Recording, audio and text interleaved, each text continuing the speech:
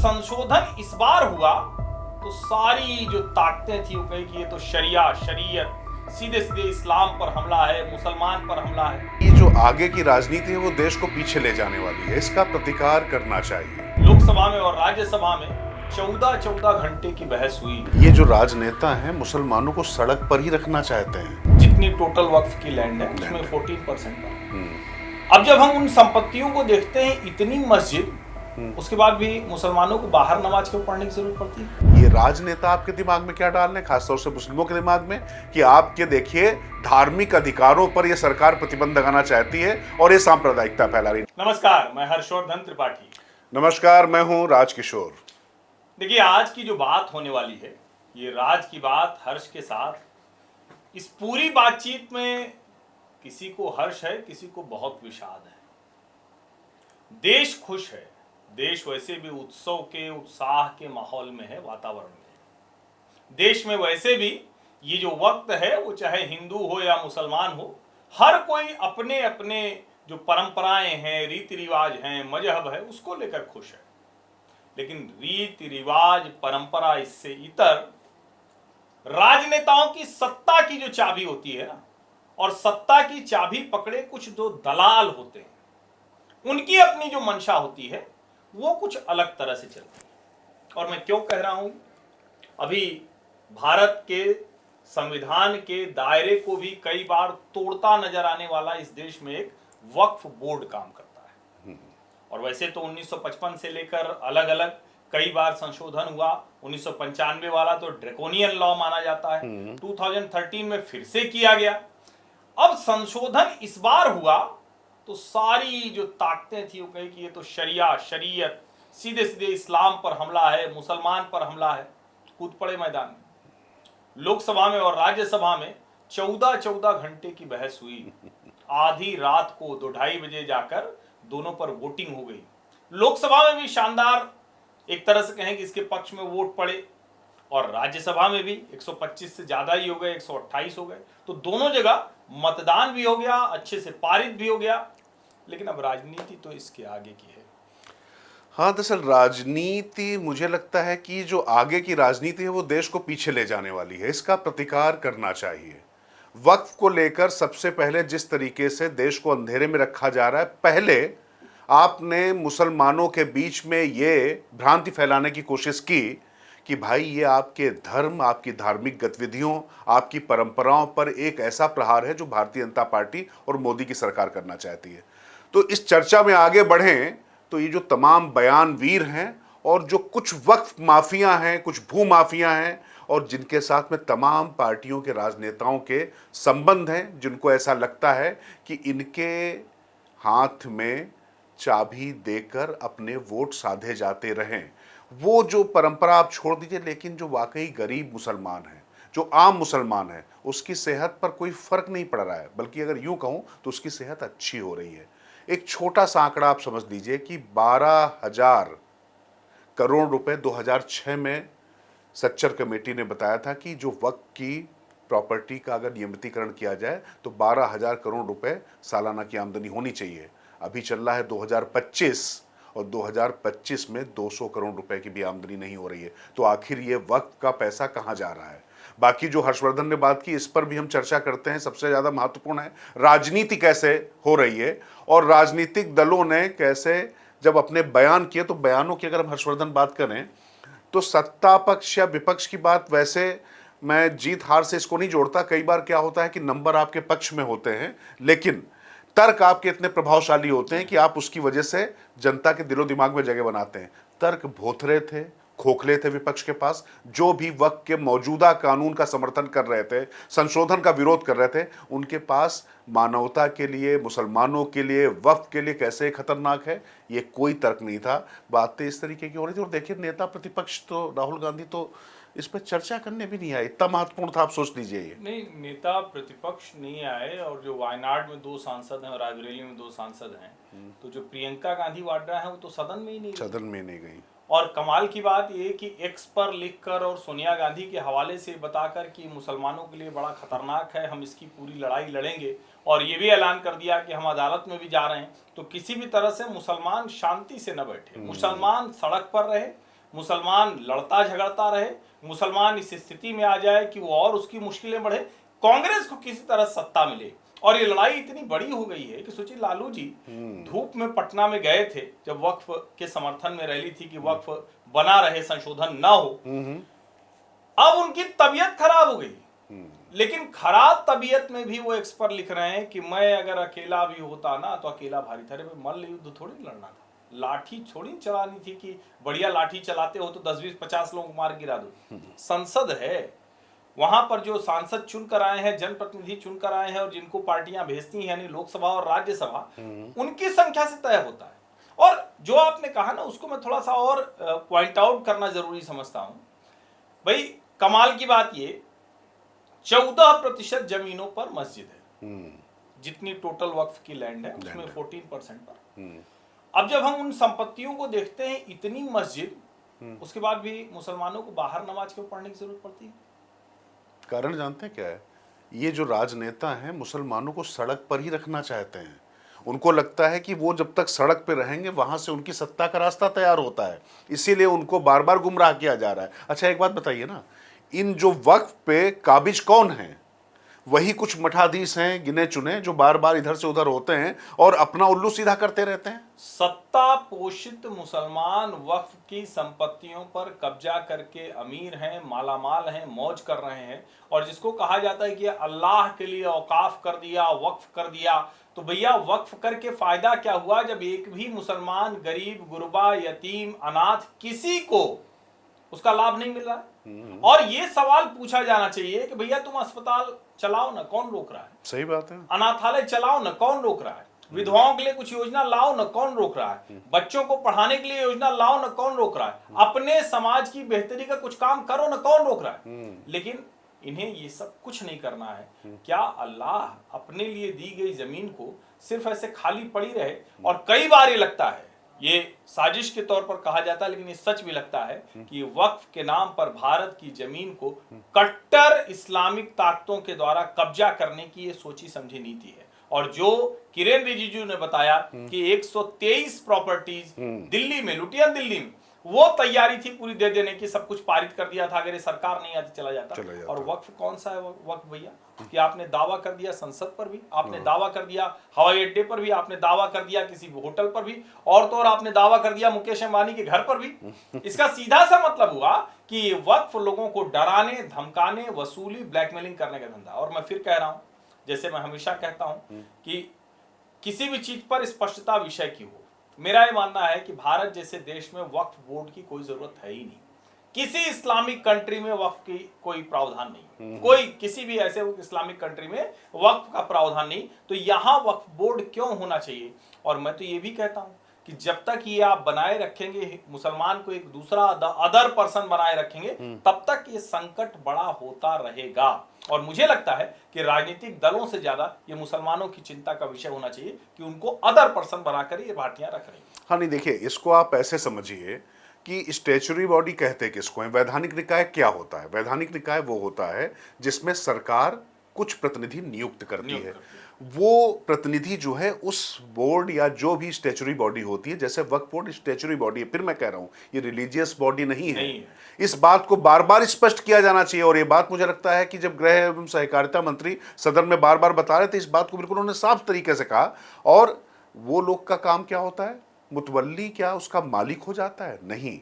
प्रधानमंत्री अगर देश के बने हैं नरेंद्र मोदी, या उससे पहले डॉक्टर मनमोहन सिंह थे, तो वो इस देश की जनता के लिए फैसले लेते थे, लेकिन पूरे देश के मालिक नहीं हो जाते थे, मालिकाना हक नहीं होता था।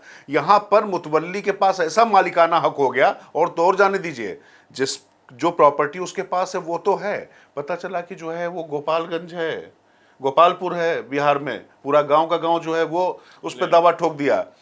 तमिलनाडु का एक गांव है तिरुचनवेली, वहां पर पूरा का पूरा गांव ठोक दिया। नारकुलम में एक चर्च है, पूरा गांव ईसाइयों का, वो ठोक दिया। अब ऐसे तो आप सोचिए कि अराजकतावादी सोच किस तरीके का मतभेद पैदा हो रहा है। और बार बार ये राजनेता आपके दिमाग में क्या डाल रहे हैं, खासतौर से मुस्लिमों के दिमाग में, कि आपके देखिए धार्मिक अधिकारों पर यह सरकार प्रतिबंध लगाना चाहती है और ये सांप्रदायिकता फैला रही। नहीं, सांप्रदायिकता ये है कि वो दूसरे हैं। जो बात हर्षवर्धन ने कही, इस बात को मर्म समझिए। आरिफ मोहम्मद खान ने जो बात कही थी, हर्षवर्धन, हम लोग लगातार चर्चा करते हैं कि जब शाह बानो प्रकरण हुआ तो उस समय जो सरकार में लोग थे, चाहे एसपी चव्हाण या दूसरे लोग थे, इन लोग का ये जानते हैं क्या कहना था कि वो उनका मामला है।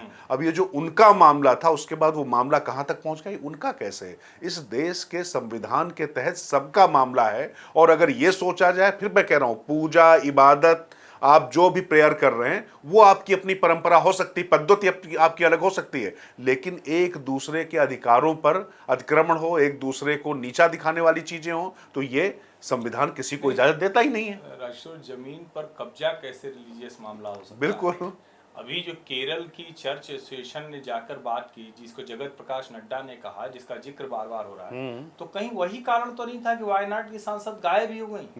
वो ईसाइयों को कहेंगे देखो हम तो वोटिंग ही नहीं किए, भाई और माँ एक्स पर लिख कर कह रहे हैं कि हम तो बड़े बहादुर हैं, तो ये भी मुसलमानों को समझना चाहिए। और अभी वो जाकर अदालत में इसलिए जा रहे हैं कि थोड़ा हल्ला हंगामा होता रहे, इस पर चीजें होती रहे।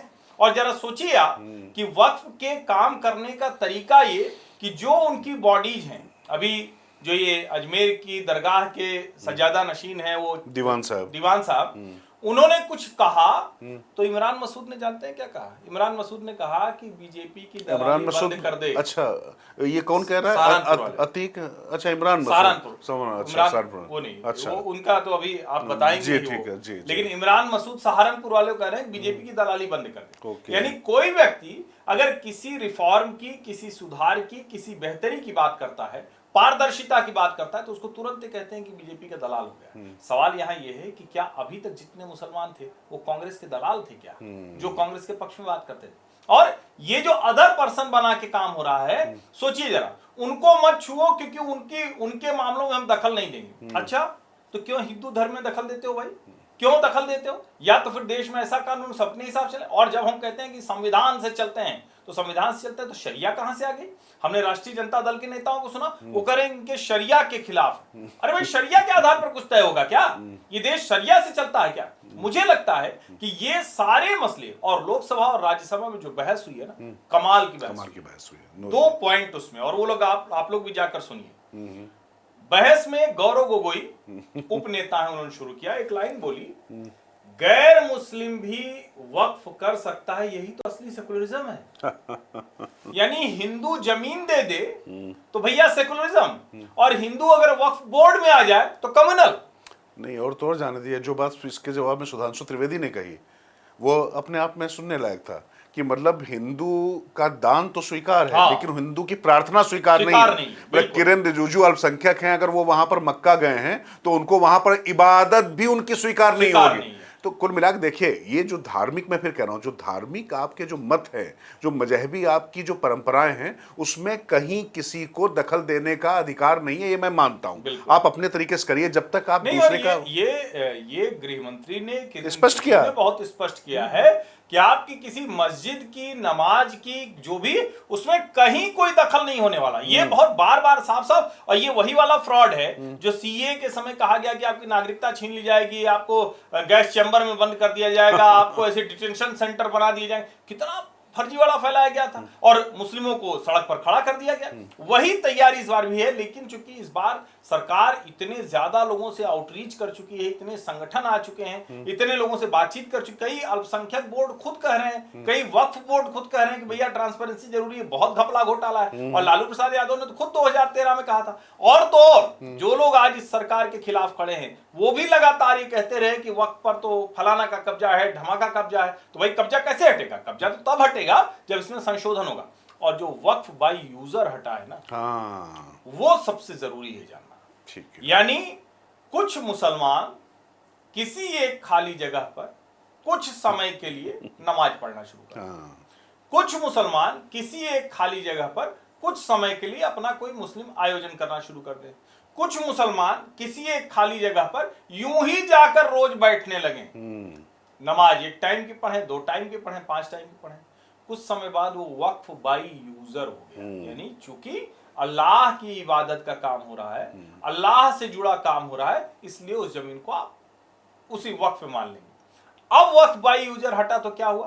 अब जब तक कोई खुद नहीं करेगा, यानी कोई मुसलमान, वो कम से कम 5 साल का प्रैक्टिशनर हो, वो जब तक नहीं कहेगा, और जब दान देगा तो क्या होगा, तब उसको जमीन के कागज दिखाने पड़ेंगे, तब उसको ये बताना पड़ेगा कि कैसे है। तो ये जो वक्फ बाय यूजर हटा है, ये बड़ा कमाल का है। हाँ नहीं, इसके साथ साथ में सबसे बड़ी बात आप देखिए ना कि कितनी इसमें एक तरीके से विसंगति थी। मतलब महिलाओं के लिए कोई जगह नहीं। नहीं थी, बिल्कुल। अब महिलाओं की स्थिति यह है कि पता चला कि सपोज करिए हर्षवर्धन हैं या राजकिशोर हैं, उनको अपने घर में अपने पत्नी और बच्चों के लिए कुछ है या नहीं है, वो अपनी पूरी जायदाद दान दे सकते दान हैं। दे सकते अब वो सड़क पर आ जाएं। मतलब कुल मिला के इसका भी यहाँ प्रावधान किया गया। और दूसरी बात है कि उनको भी पसमानदा यानी जो पिछड़े मुसलमान हैं, दलित मुसलमान हैं, उनकी भी भागीदारी के लिए प्रावधान किया गया। आप देखिए कितना डिस्क्रिमिनेशन करता था ये पूरा, तो उसको भी दूर करने की कोशिश की गई है। लेकिन राजेश्वर, यहाँ मैं जोड़ूं, ये डिस्क्रिमिनेशन है, मुसलमान पिछड़ा है, मुसलमान बहुत नीचे है, सच्चर कमेटी बता चुकी है, मुसलमानों का बुरा हाल है, भैया हमको दे दो, आरक्षण देना है। कमाल की बात यह है कि अखिलेश जी ने सदन में बोलते हुए क्या कहा? अखिलेश जी ने कहा, इस्लाम में भाईचारा है अध्यक्ष महोदय, ये भारतीय जनता पार्टी की रणनीति है कि मुसलमानों में विभाजन करा दें, लेकिन मुसलमानों में विभाजन नहीं होगा, उनमें तो भाईचारा है, पीडीए विभाजन करेगा। इस वक्फ की डिबेट ने इस देश को बहुत कुछ बता दिया। अखिलेश यादव कह रहे हैं कि इस्लाम में यानी मुसलमान नहीं बंटना चाहिए वोट के तौर पर, वहां भाईचारा है, हिंदुओं में भाईचारा नहीं है। हिंदुओं में हम क्या करेंगे? इत्र की सुगंध और गौशाला की दुर्गंध। पता नहीं गौपालक समाज, गौवंश को माता मानने वाला समाज, यदुवंशी समाज, वो अखिलेश यादव को कैसे अपना नेता मानेगा, ये सवाल है। और सवाल ये भी है कि अगर वो हिंदुओं में ही बांटना चाहते हैं, मुसलमान को एक रखना चाहते हैं, तो ये भी राजनीति वक्त पर डिबेट के बहाने समझ में आई। नहीं, एक चीज आप समझिए, जो बांटने या जो जोड़ने की बात हो रही है, अगर आप अपने सिर्फ राजनीतिक हित के लिए कर रहे हैं, तो ये मेरे ख्याल से पूरी तरीके से स्पष्ट हो गया। और एक बात जो आपने अच्छा किया, अखिलेश को ले आया, तो मैं अखिलेश पे एक चर्चा और भी जरूर यहां करना चाहूंगा। सदन में उनकी चिंता क्या थी कि भारतीय जनता पार्टी का अध्यक्ष कौन हो, वक्फ में कैसे सरकार, मैं वही कह रहा हूं कि आप आरोप लगा रहे हैं, सदन में चर्चा हो रही है, तो आप कम से कम क्लॉज बाय क्लॉज बताइए ना कि इस क्लॉज के तहत, इस संशोधन के तहत ये समस्या हुई है, यहां पर इस तरीके से मुसलमानों के साथ में एक अनाचार हो रहा है, अत्याचार हो रहा है। बताइए आपकी चिंता क्या है कि आप कैसी पार्टी है, आप अपना अध्यक्ष नहीं चुन पा रहे हैं, ले लिया सूद समेत कि भैया 25 साल तक बने रहो। इस पे तो कुछ वो वाला हो गया ना, तो सोचे कि चलो ठीक है, मतलब क्रिकेट में उस भाषा में समझें तो कई बार सीधा मुंह पे बॉल मारने की कोशिश होती है, बीमर। अब अच्छा जो बल्लेबाज है उसने होंक दिया, वही बॉल लग गई सामने वाले बल्लेबाज गेंदबाज के नहीं, उस पर नो बॉल एक और मिल गई, मतलब एक बॉल मिली, फ्री हिट मिल गई, उस फ्री हिट मिल गई और मुंह टूटा अलग। तो ये मुंह टूटने जैसा है, जिसके घर परिवार में ही अध्यक्षी तय होती हो, वो उस भारतीय जनता पार्टी पर कह रहा हो। ठीक है, हम कह सकते हैं भारतीय जनता पार्टी में चुनाव होता हुआ नहीं दिखा, इलेक्शन की बजाय सिलेक्शन होता है, लेकिन सारे लोग सिलेक्शन करते हैं तो नीचे से तो वो प्रक्रिया चलती है ना, जिले का अध्यक्ष बनता है, प्रदेश का अध्यक्ष बनता है, फिर जाकर वो बनते हैं। 50% राज्यों में होना चाहिए। आप कह सकते हैं कि वो सब मिल बैठ कर तय कर लेते हैं, लेकिन वो जो अमित शाह ने जवाब दिया कि हमको तो 12 करोड़ की पार्टी है, प्रक्रिया के तहत करना है, आपको तो 5 और सबसे बढ़िया अंदाज ही लगा, जाओ 25 साल के लिए अध्यक्ष तुमको बनाए, जाओ। तो मतलब बने ही अमित शाह ने जिस अंदाज में बना वो वही था कि बॉल फेंकी और धाड़ से अपने मुंह पे आग लगी और इसको कहते हैं मुंह तोड़ जवाब। हाँ, मुंह तोड़ जवाब, एकदम मुंह तोड़ जवाब। लेकिन यहाँ पर एक बात ये देखिए ना, इनकी चिंता वाकई कितनी है मुसलमानों के प्रति, और कैसे ये जो फ्रॉड सेकुलरिज्म की जो बात हो रही, मतलब पीडीए के तहत आप जातियों में हिंदू समाज को तो विभक्त कर दें क्योंकि वो आपकी राजनीति को सूट नहीं करता है, लेकिन मुसलमान ना टूटने पाए, इसको सुनिश्चित करने के लिए तमाम जो सेकुलरिज्म के अलम बरदार हैं आपस में कंपटीशन मचा पड़ा हुआ है। और जो बात कही हर्षवर्धन ने, एक बात तो यार हर्षवर्धन इस पर बात कर माननी पड़ेगी, ऐसा माना जा रहा था कि मोदी सरकार का जो तीसरा कार्यकाल होगा ये थोड़ा सा दब कर रहेंगे, झुक कर रहेंगे, लेकिन यहाँ तो जिस तरीके से ये बिल पारित हुआ है और जो हौसले और जो तमाम चीज़ें दिखाई पड़ रही हैं, ये तो मुझे लग रहा है कि मतलब जख्मी शेर नहीं होता जैसे, और उनको मालूम था कि ये लाना ही है और लाए।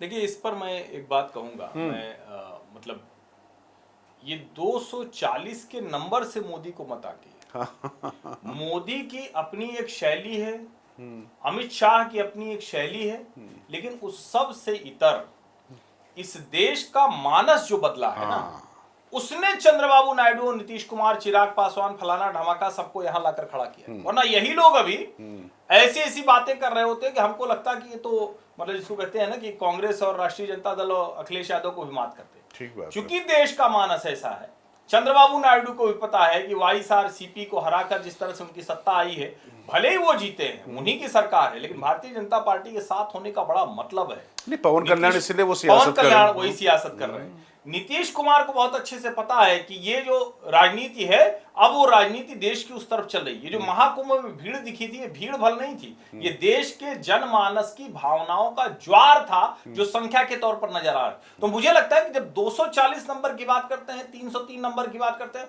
और देश में एक बड़ा वर्ग है जिसको लगता है कि गलती कर दी, ठीक है, उत्तर प्रदेश अगर सही रहा होता, सिर्फ उत्तर प्रदेश में संख्या ठीक रही होती तो अब ये बात हम कर ही नहीं होते, लेकिन उत्तर प्रदेश में 33 रह गए। अब वो गलती क्या हो, भारतीय जनता पार्टी के लोग आपस में समझे, लेकिन वो एक गलती थी। उसके अलावा सोचिए, हरियाणा जीत लेते हैं, महाराष्ट्र जीत लेते हैं, दिल्ली जीत लेते हैं, इसका मतलब ये हुआ कि देश का मानस मोदी के साथ है, और ये जो देश का मानस मोदी के साथ है, तो फिर मोदी काहे को कमजोर रहेगा। नहीं, मोदी जो तो आपने जानते कहा, हैं। जो बात आपने कही, ये जो नतीजे उसी की पुष्टि करते हैं।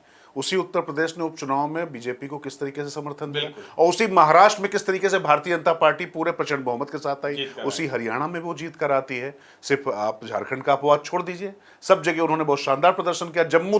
जम्मू कश्मीर तक भी उनका प्रदर्शन अच्छा रहा। कहने का बात यह है कि मतलब जो जिस तरीके की राजनीति चल रही थी, जिस तरीके का नैरेटिव बनाया जाता है। अच्छा, अब जेडीयू और अगर हम टीडीपी पे भी थोड़ी चर्चा कर लें। नहीं, बिहार पे ही पहले कर, पहले बिहार पे कर लेते बिहार हैं। जरूरी है, बिहार का चुनाव भी अभी है, तो अक्टूबर नवंबर में चुनाव होगा। तो नीतीश को लेकर जो है बातें चल रही है कि वहां पर इस्तीफों की झड़ी लग गई है। अच्छा, एक बात ध्यान रखिएगा, जो इस्तीफे दे रहे हैं अब तक 17 गिनाए गए हैं। मैंने उसको देखना शुरू किया तो उसमें से 17 में से तो 6-7 तो पदों पर थे। हाँ। और वो भी पद ऐसे थे कि कोई मतलब किसी विधान परिषद में नहीं थे, हाँ, विधानसभा में नहीं थे, लोकसभा में नहीं थे, किसी प्रकोष्ठ के थे, किसी जगह पे कोई बड़ा नेता नहीं आया, बड़ा नेता नहीं था। लेकिन अब चुनाव से पहले माहौल बनाना शुरू कर दिया, टिकट के पहले ये सारी चीजें शुरू हो गई, तो इसको चुनाव से पहले की कवायद मानकर चलिए। अच्छा, एक बात और समझिए, नीतीश कुमार और उनके सहयोगियों को भी पता है कि जिस समय नरेंद्र मोदी का विरोध कर कर वो एनडीए से बाहर निकल कर आए थे, और 2014 में जब अकेले चुनाव लड़े थे तो कुल 2 सीटें मिली थी, और 2 सीटें तभी उनको मिलती रह गई थी क्योंकि आरजेडी के पास में सारा एमवाई समीकरण पूरी तरीके से शिफ्ट हो गया था, यानी मुस्लिम नहीं गया था। तो उनको भी पता है कि उनका जो असली ताकत है वो एक्सट्रीमली बैकवर्ड कास्ट का वोट है, ईबीसी है। और ये जो लोग कहते हैं ना कि मतलब नीतीश कुमार को नुकसान हो गया, ये हो गया, वो हो गया, तो भारतीय जनता पार्टी के साथ भी पसमानदा वर्ग एक बड़ा आता है। नीतीश कुमार की छवि इस तरीके से सेकुलर वहां पर मानी जाती थी, और भाजपा के साथ जब जुड़ते हैं तो उसका फायदा जरूर होता है, लेकिन मुसलमानों के नेता वहां पर आरजेडी ही है। ये भ्रम पहले खत्म कीजिए। नीतीश से ज्यादा मुसलमानों को कुछ नहीं किया है। पटना आप जाइए, अरबी फारसी की जो संस्थान की बिल्डिंग है वो सबसे ऊंची बिल्डिंग है पटना की, सबसे ऊंची बिल्डिंग से आपको दिखेगी लहराती हुई। सबसे ज्यादा काम किया है मुसलमानों के लिए, लेकिन उसके बावजूद जब मुसलमान को वोट देना होता है तो वो देता है लालू प्रसाद यादव को, वो देता है कांग्रेस पार्टी को, वो देता है माले वालों को, लेकिन इनको नहीं देता है। इनको बमुश्किल 10 से 15% मुसलमान देता है, और वो आज भी देगा। वो मुसलमान तो वही बात हुई 8 से 9%, अटल जी को भी देता था 8 से 9%, मोदी जी को भी देता है। इससे ज्यादा मुसलमान न दे रहा है न देगा, और इससे इनका कोई नुकसान हो जाएगा मुझे नहीं लगता। हाँ, जिस तरह से लालू प्रसाद यादव बीमार होते हुए भी एकदम तबीयत खराब हो गई है उनकी, ये जैसे ही वक्फ पारित हुआ उसके बाद खबरें आई, वो उसका एक कहते हैं ना प्रतिक्रिया वाला परिणाम देखने को मिल सकता है। और हो सकता है कि बिहार में सारे समीकरण ध्वस्त हो जाए। इस बार थोड़ा नजर रखने की बात होगी। नहीं, उनका तो स्थापित है, उनका तो कंपटीशन कन्हैया और पप्पू यादव चल रहा है ना, करें क्या। अब वो चूंकि अब वो बेचारे बुजुर्गवार हैं और तबीयत भी ठीक नहीं रहती, लेकिन वहां पर वो एक तो पप्पू यादव और दूसरी को रणनीति बनानी इसको नहीं आती है। लालू जी जैसा तो कुल मिला के वो तो 25 साल जैसा कहा था, जैसे अखिलेश यादव बने रह सकते हैं 25 साल, वैसे 50 साल तेजस्वी यादव बने रह सकते हैं। उसमें कौन सी दिक्कत वाली बात है, क्योंकि उन लोगों ने कहा था कैसी पार्टी अध्यक्ष नहीं चुन पा रही है। एक वक्त के बहाने कितनी चीजें सामने आ रही, नहीं खुलकर आ रही है सामने। 25 साल अध्यक्ष बन जाओ, नहीं हम होते अकेला में रहता सदन में तो इसे न होने देता लालू प्रसाद यादव। ये मतलब एक से एक बयान। अच्छा, एक और मुझे नहीं, मैं बीच में रोकूंगा, आपके शहर जरूर जाऊंगा मैं। नहीं, बिल्कुल जाना पड़ेगा मुझे, इसलिए जाना पड़ेगा।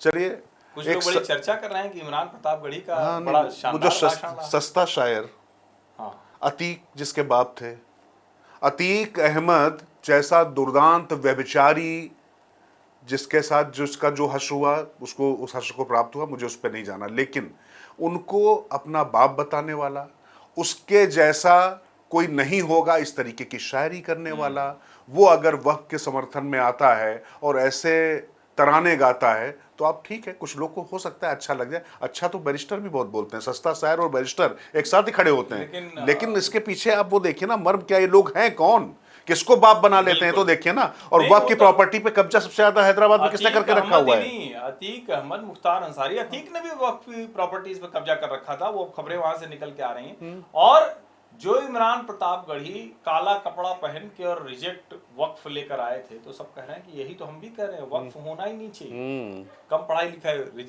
रिजेक्ट वक्फ अमेंडमेंट आना चाहिए था, लेकिन वो रिजेक्ट वक्फ कर दिए थे।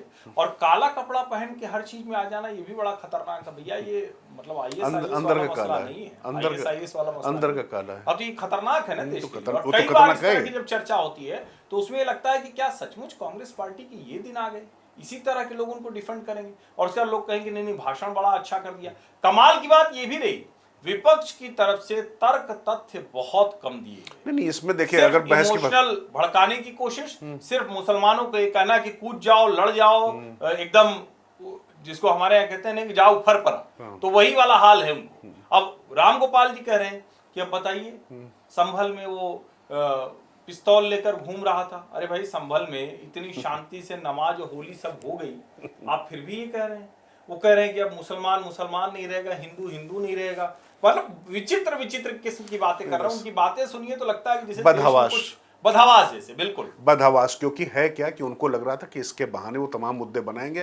पर यहाँ एक चीज आप समझिए कि मुसलमानों में एक बड़ा फिरका, बड़ा वर्ग, वो इसके समर्थन में खुलकर आया। ऐसा माना जा रहा था कि वो जो है पूरी तरीके से सड़कों पर आ जाएंगे। एक बात आप देखिए, सीएए पर इन्होंने आह्वान किया। अच्छा देखिए, सबसे ज्यादा महिला विरोधी बिल, इनके महिला विरोधी सोच है, लेकिन महिलाओं को आगे करके सीए पर लाए, इस पे भी जंतर मंत्र तक ही लेकर आए। अच्छा, पूरे देश में इसलिए नहीं हो पा रहा कि सुरक्षा चाक चौबंद है, उससे ज्यादा क्या है कि आम मुसलमानों को भी ये समझ में आ रहा है कि उनके हितों का इससे कोई लेना देना नहीं है। कुछ भू माफिया, कुछ वक्फ माफिया हैं जो अपनी रियासत, जिससे उनकी सियासत चलती है, वो बचाने के लिए उनका इस्तेमाल कर रहे हैं। तो मुझे लगता है कि ये जब चर्चा हुई तो इस चर्चा में एक बात तो माननी पड़ेगी, कॉन्फिडेंस देखिए मोदी का, विदेश चला गया भाई, विदेश चले गया। मतलब वो थाईलैंड जा गए और श्रीलंका गए और मोटा भाई थे। इसको कहते हैं कॉन्फिडेंस। और वो एक परिवार के नहीं है, ठीक बात, एक परिवार के नहीं है, उस पार्टी की प्रक्रिया आप सोचिए। और उसके बाद लोकसभा राज्यसभा दोनों जगहों से आराम से बिल पारित होता है। शाह ने अखिलेश का तो मुंहतोड़ जवाब दिया ही अध्यक्ष वाले मसले पर। दिग्विजय सिंह बोल गए, कहा कि वो गुजरात दंगों के समय आप कहाँ थे, ये सब तो उन्होंने बताया। उन्होंने कहा कि कम से कम थोड़ा तो आपके दिलो दिमाग में हर वक्त मैं ही छाया रहता हूँ। हुआ है अमित शाह का। उस वक्त तो मैं गृह मंत्री था ही नहीं, 16 महीने बाद। सच ये है कि गुजरात दंगों के 1-1.5 साल बाद वो गृह मंत्री बने, उस वक्त तो थे ही नहीं। तो सवाल ये है कि क्या इस देश को कौन कौन सी घुट्टी पिलाई गई, कौन कौन सा झूठ बोला गया, किस किस तरह से झूठ बोला गया, ये भी सब सामने आया। और कमाल की बात यह है कि अमित शाह जितनी बार खड़े हुए या जितनी बार बोले, उसका कोई जवाब उनके पास नहीं था। और एक और बड़ा रोचक था, वाइको को हिंदी आ गई, वो तो नहीं वो मैं मतलब इस पे कह रहा हूं ना कि बार बार वो एक कुतर्क जैसा आया, संख्या बल के आधार पर बिल पारित करा लिया गया। अब हम तो सदन की कवरेज नहीं किए हैं उस तरह से, लेकिन आप तो लंबे समय तक राजकिशोर लोकसभा कवर करते रहे। 4 सरकारों में तो पूरा किया है। तो सवाल ये कि ये बिना संख्या के कौन सा पारित होता है? नहीं, मैं तो एक और दूसरी बात कह रहा हूं, लोकतंत्र तो संख्या से ही पारित होता है। नहीं, वो है। और इससे ज्यादा महत्वपूर्ण ये है कि भैया कई बार क्या होता है कि आप संख्या से बिल आप पारित करा ले जाते हैं, लेकिन कम से कम जब बातें आप वहां पर रख रहे होते हैं तो वो तो कम से कम थोड़ा सा समझ में आनी चाहिए लोगों को। जो बात आपने कही हर्षवर्धन कि भाई आप तो तर्क तथ्य किसी भी तरीके से पूरी तरीके से दौड़ते हैं। अच्छा, एक ड्रैकोनियन लॉ, जो कानून पूरी तरीके से किसी भी समाज के लिए घातक है, उसके समर्थन में आप आ कैसे सकते थे? लेकिन चूंकि आपको राजनीतिक स्वार्थ सिद्ध करनी थी, इसलिए इसके लिए आप इसके समर्थन में आते रहे। और भाई अभी तक इससे पहले जब टाडा या पोटा हटा के फिर यूएपीए लाना पड़ा था, तो क्या संख्या बल नहीं था? क्या था? किस तरीके से आई थी चीजें? और न्यूक्लियर डील के समय में जब 1, 2, 3 किया करार मनमोहन सिंह ने, से अटल जी की सरकार गिर गई संख्या बल पे, उनके सामने तो कोई तर्क भी नहीं थे। और मुख्यमंत्री रहते वो आदमी ये गिरधर गमांग जो है मुख्यमंत्री रहते हुए वोट किया था। ये लोग बात कर रहे हैं संख्या बल की। ये नैतिकता और संख्या और जितनी भी चीजें हैं वो सब सामने आती हैं। और एक बात पर चर्चा थोड़ा अब हम लोग आखिरी हिस्से में कर ले।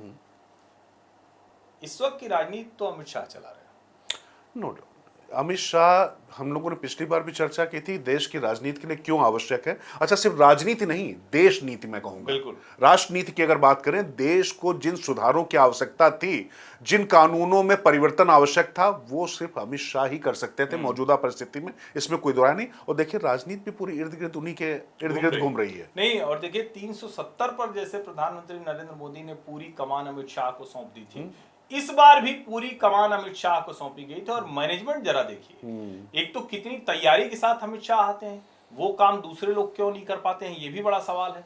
और चूंकि 370 तो सीधे सीधे गृह मंत्री से जुड़ा मसला था, इस बार अल्पसंख्यक कल्याण मंत्री के तौर पर किरेन रिजिजू थे, लेकिन फिर भी लगातार जो पूरा ड्राइविंग सीट पर थे वो अमित शाह थे, पूरी तैयारी के साथ थे, एक एक क्लॉज पर, एक एक सेक्शन पर बात कर रहे थे। और जो सबसे बड़ी बात थी, अच्छा जवाब वो अखिलेश को भी गजब दे दिया योगी वाले मसले पर। हाँ, योगी वाले मसले पे वो कि मतलब वो अगली बार भी रहेंगे, कुल मिला के तीसरी बार भी रहेंगे। अखिलेश को भी क्या कहें, यही ऑफ ट्रैक हो जाना, नासमझी हो जाना होता है। आप क्या उम्मीद कर रहे हैं कि अमित शाह वहां कहेंगे कि नहीं नहीं हम हटा देंगे?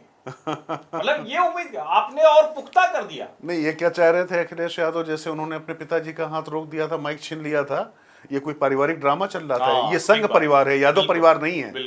और इस चीज को समझना पड़ेगा, जब गृह मंत्री के तौर पर और देश के नेता के तौर पर, पार्टी के नेता के तौर पर, एक बात मान लीजिए, पार्टी अध्यक्ष होंगे जगत प्रकाश नड्डा, लेकिन नरेंद्र मोदी के बाद संगठन सरकार में अगर कोई संचालित कर रहा है चीजें तो वो अमित शाह है, इसमें कोई दुरा नहीं होना चाहिए। मैं और एक चीज याद दिलाऊं, क्योंकि मुझे वो याद है, अमित शाह जब अध्यक्ष बने थे तो उन्होंने प्रवासी कार्यक्रम तय किया था और बंगाल के एक कार्यकर्ता के घर में भोजन किया, वहां वो रुके और उस दौरान वो कहीं न कहीं या तो मतलब सरकारी अतिथि गृह में रुकते थे या किसी कार्यकर्ता के यहाँ रुकते थे। ये भी सब सोचना पड़ेगा कि अमित शाह ने इस पार्टी को कैसे दुनिया की सबसे बड़ी पार्टी बनाया, अमित शाह के रहते हुए कैसे इतने राज्यों में सरकारें आ गई। और देखिए कोई कुछ भी कहे, लेकिन उत्तर प्रदेश की जो बड़ी कहानी थी 2014 में, 2014 की थी, मैं हर्षवर्धन लगातार रहा हूं साथ में, आपको याद होगा मैं लगातार उस समय भारतीय जनता पार्टी कवर करता था और साथ में लगातार रहा हूं।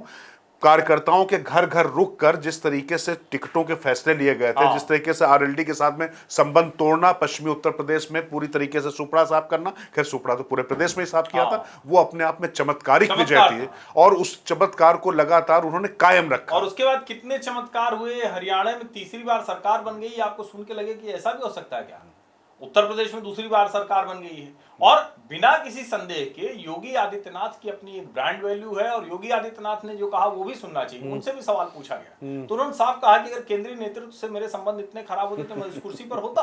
अच्छा, ये तो सच है, अगर किसी भी पार्टी में केंद्रीय नेतृत्व तय कर ले तो राज्य का नेता और कैडर वाली पार्टी में तो बिल्कुल नहीं कर सकता है। कल्याण सिंह जैसा नेता वो जब केंद्र से भिड़ा तो फिर उसके बाद क्या स्थिति हुई, उमा भारती बड़ा उदाहरण है। लेकिन क्या कोई अपने सेट को, हाँ कल को लगेगा, कल को योगी आदित्यनाथ की कोई और उपयोगिता लगेगी तो निश्चित तौर पर कोई और उपयोगिता की जाएगी। और जो योगी आदित्यनाथ ने कहा कि मुझे ये कहा गया है, मेरे जिम्मे ये काम है कि मुझे ये करना है, वो काम मैं करने के लिए आया हूं। तो ये वक्त के बहाने कई चीजें जो है, कई तरह की चर्चाएं आ गई, कई तरह की चर्चाएं आ गई। और उत्तर प्रदेश को लेकर मुझे लगता है कि जो तमाम सवाल उठ रहे थे, जो कि शाह वर्सेज योगी कर दिया जाता था, तो उस पर भी अमित शाह का जब इस तरीके से बात आ जाती है। लेकिन अगर कुछ चल भी रहा होगा तो भाई ये शाह और मोदी पता नहीं चलने देंगे, ये भी एक बात समझना चाहिए। और योगी आदित्यनाथ जिस तरीके से वहां पर शासन प्रशासन चला रहे हैं और जो उनकी अपनी आज की तारीख में स्थिति है, उसमें अभी कम से कम इस तरीके का कुछ, अब कोई बड़ा फैसला हो जो आप कह रहे हैं तो हम नहीं कह सकते, लेकिन हाँ एक बात जरूर कहना चाहूंगा और यहीं पर हमें लगता है कि निकलेंगे भी हम लोग,